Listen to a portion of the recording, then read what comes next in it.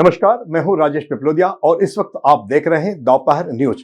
लगातार नई और ताजा जानकारियों के लिए हमारे चैनल को आप सबसे पहले सब्सक्राइब कर लीजिए पेश है एक खास खबर। नमस्कार, मेरा नाम दीपिका है और अब डॉक्टर दीपिका हो गई हूँ। बहुत खुशी मिल रही है।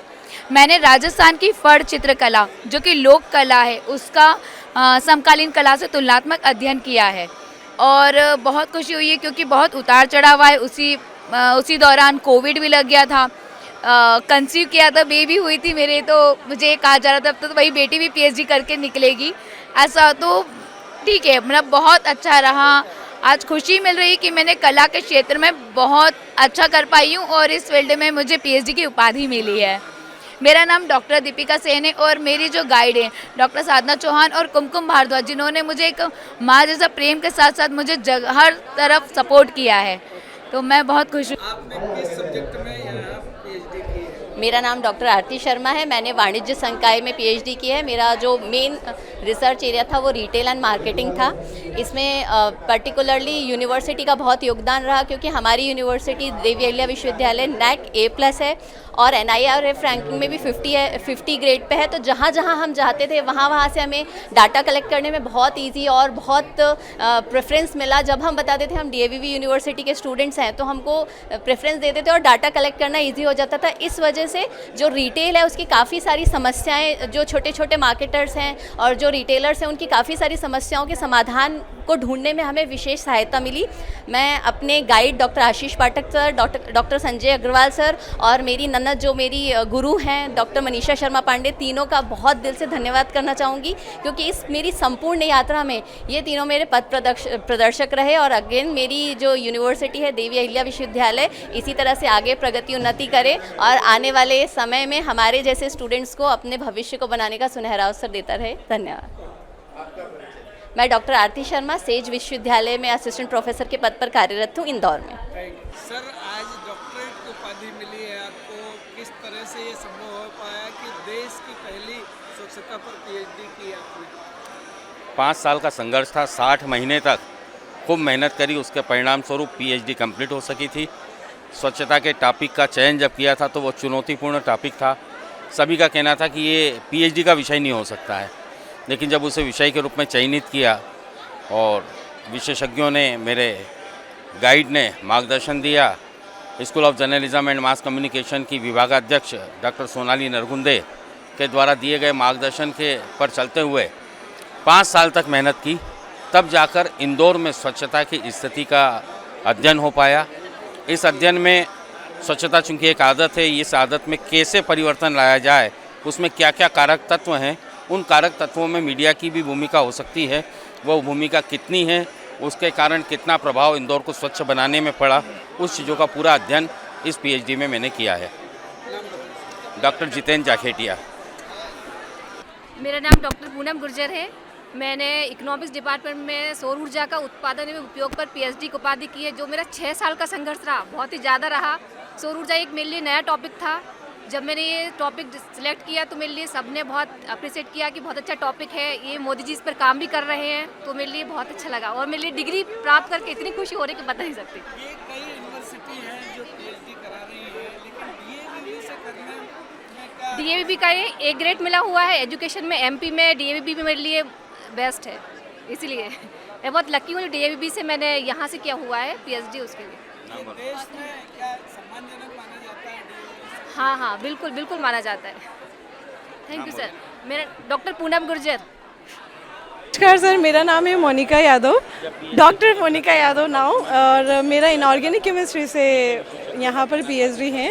मुझे 7 साल लगे पीएचडी करने में। इस बीच मतलब मेरी शादी हुई, 2 बच्चे हो गए, लेकिन नो डाउट यूनिवर्सिटी के every faculties are very supportive, including VC and all, और डिपार्टमेंट की हमारी हेड भी, सभी ने बहुत सहयोग किया। और जहाँ और सबसे बड़ा थैंकफुल मैं होना चाहती हूँ, यूनिवर्सिटी ने सीड मनी अलॉट करी थी जिससे फाइनेंशियल सपोर्ट मिला हमें अपनी पीएचडी करने में, तो उसके लिए मैं यूनिवर्सिटी की हृदय से आभारी हूँ। धन्यवाद। लोक माता देवी अहल्याबाई के नाम पर स्थापित विश्वविद्यालय के दीक्षांत समारोह में शामिल होकर मुझे बहुत खुशी हुई है।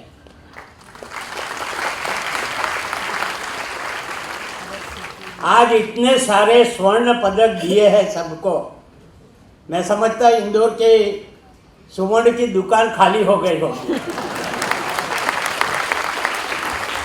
और ज़्यादातर मैं बच्चों में भी अहल्या ज़्यादा मैंने देखी।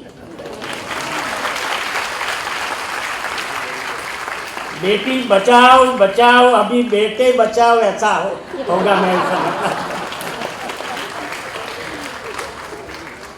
इस अवसर पर राजनीतिक शुचिता, आध्यात्मिक उत्थान की प्रतीक देवी अहल्याबाई को पूर्ण नतमस्तक से मैं वंदन करता हूँ।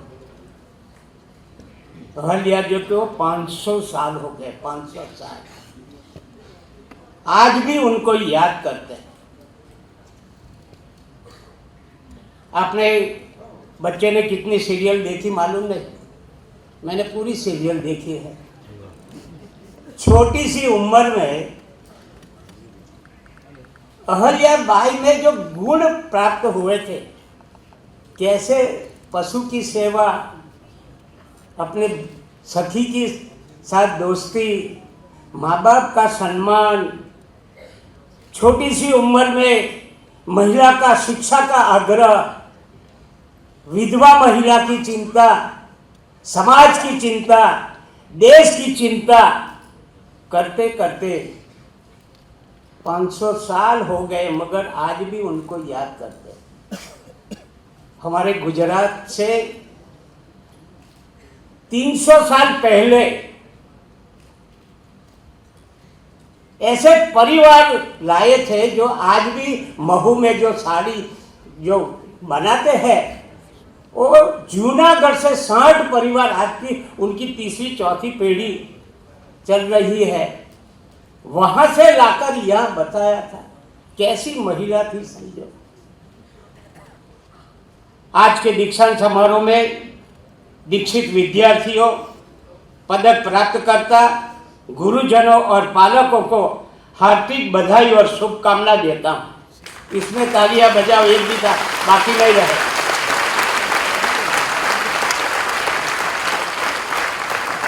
खुशी हुई कि विश्वविद्यालय को प्रदेश की शिक्षा, संस्कृति, चेतना और नैतिक मूल्य के संवर्धन प्रयासों के लिए नेक द्वारा A+ ग्रेड प्रदान किया और कई नवाचार भी हुए, कई प्रगति हुई है। इसलिए विश्वविद्यालय को बहुत बहुत अंतर से बधाई देता हूँ।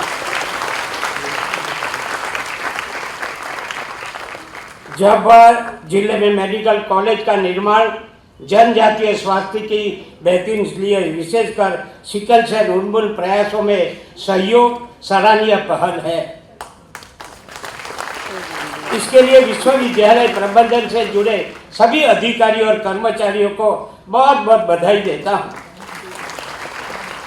दीक्षांत केवल उपाधि प्राप्त करने का नहीं है, बल्कि ये आपके जीवन के एक महत्वपूर्ण अध्याय के पूर्ण होने पर एक नए अध्याय का प्रारंभ प्रसंग है।